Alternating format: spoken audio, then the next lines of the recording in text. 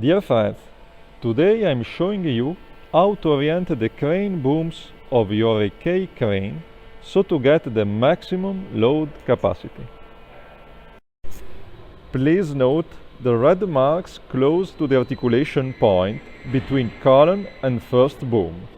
The crane provides the maximum load capacity when the two red marks are on the same line.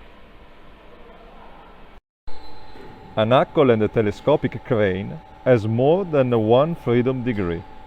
In fact, many points of the working area can be reached in several crane configurations.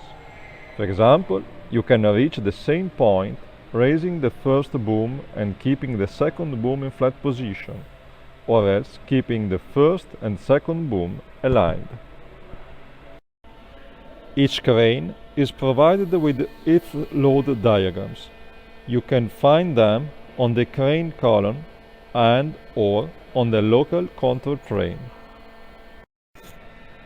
Being a representation on paper, the load diagram shows the crane hoisting capacity in the most performant crane configuration. Any other configuration has a lower capacity because it generates a higher pressure in the first boom cylinder, where the limiting moment system detects the pressure. So, if the crane seems not able to get its capacity, first check that it is in the most performant configuration, that is, with the first boom cylinder at the maximum distance from the articulation point. You can easily identify this position because between column and first boom there are two red marks.